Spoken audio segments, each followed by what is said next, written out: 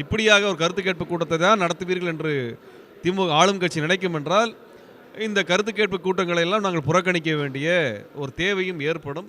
இந்த கருத்து கேட்பு கூட்டங்கள் என்பது போலியானது என்பதை நாங்கள் அம்பலப்படுத்த வேண்டியிருக்கிறது.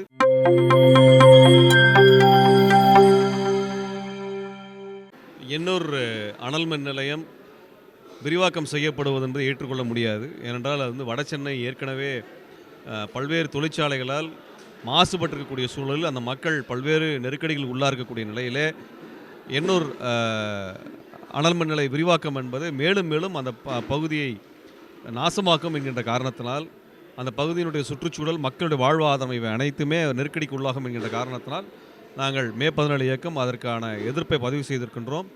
நேற்று கருத்து கேட்பு கூட்டத்தில் கூட இதற்கான நாங்கள் பதிவு செய்து கருத்து கேட்பை எங்களது நிலைப்பாடுகளுக்கான விளக்கங்களை தெரிவிப்பதற்கான போதுமான அனுமதி அங்கு இல்லாமல் இருந்தது. இந்த கருத்து கேட்பு கூட்டமே வந்து மிக மோசமான முறையில் நடத்தப்பட்டிருக்கிறது, ஜனநாயக விரோதமாக நடத்தப்பட்டிருக்கிறது. இது போன்ற ஒரு ஒரு ஒரு கருத்து கேட்பு கூட்டத்தை நாம் எங்குமே பார்க்க முடியாது. அவை இப்படி ஜனநாயக விரோதமாக நடத்துவதன் மூலமாகவே திமுக அரசு தவறான ஒரு விஷயங்களை திட்டங்களை கொண்டு வருகிறது என்கின்ற ஐயம் உறுதியாக இருக்கிறது. இப்படியாக ஒரு கருத்து கேட்பு கூட்டத்தை தான் நடத்துவீர்கள் என்று திமுக ஆளும் கட்சி நினைக்கும் என்றால் இந்த கருத்து கேட்பு கூட்டங்களை எல்லாம் நாங்கள் புறக்கணிக்க வேண்டிய ஒரு தேவையும் ஏற்படும். இந்த கருத்து கேட்பு கூட்டங்கள் என்பது போலியானது என்பதை நாங்கள் அம்பலப்படுத்த வேண்டியிருக்கிறது. இந்த மின்சாரத்தினுடைய உற்பத்தி என்பதும் மின்சார விநியோகம் என்பதும் இந்தியாவில் மிகப்பெரிய லாபகரமான தொழில். இந்தியாவிலே மிகப்பெரிய பணக்காரர்கள்லாம் மின்சார தொழிலை உற்பத்தி துறையில் வந்து பணக்காரர்கள் ஆனவர்கள் தான். அதானியாக இருந்தாலும் சரி, இதர பெரும் நிறுவனத்தை சார்ந்ததாக இருந்தாலும் சரி. அப்படிப்பட்ட ஒரு துறை மின்சாரத்துறை, லாபம் கொளிக்கக்கூடிய துறையாக இந்த மின்சாரத்துறை இருக்கிறது. ஆகவே இதில் மின்சாரத்துறையில் நடக்கக்கூடிய மாற்றங்கள் நிச்சயமாக மக்களினுடைய கவனத்திற்கு உட்படுத்தப்பட வேண்டும். இதே போன்ற ஒரு நிலைப்பாடுகளை திமுக அரசு முன்னெடுக்கும் என்றால் இந்த கருத்து கேட்பு கூட்டத்தை காரணமாக வைத்து நாங்கள் எண்ணூர் இந்த அனல் மின் நிலையத்தை கொண்டு வருவோம் என்ற திமுக அரசு முடிவு செய்யுமானால் அதற்கு எதிரான கடுமையான போராட்டத்தை இந்த அரசு எதிர்கொள்ள வேண்டியிருக்கும், திமுக நபர்கள் எதிர்கொள்வார் வேண்டியிருக்கும் என்பதை சமயம் தெரிவித்துக் கொள்கிறோம். திமுகவினர் குறைந்த ஜனநாயக தன்மை நடக்க வேண்டும்.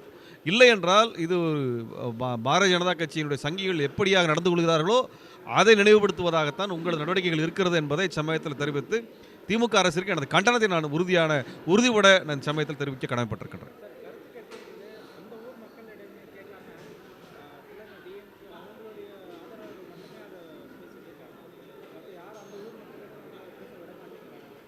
இல்லை, கருத்து கேட்பு கூட்டங்கள் ஒரு கண் துடைப்பு கூட்டமாக நடத்தப்பட்டிருக்கிறது.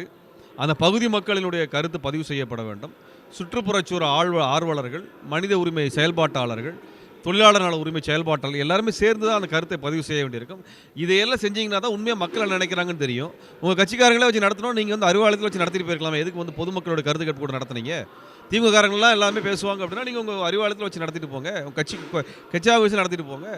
அப்போ அரசு என்ன பண்ணுறது, அதிகாரி அந்த கலெக்டர் என்ன பண்ணுறாரு, அங்கே காவல்துறை பொறுப்பாளர் என்ன பண்ணாங்கங்கிற கேள்வி தான் இருக்குது.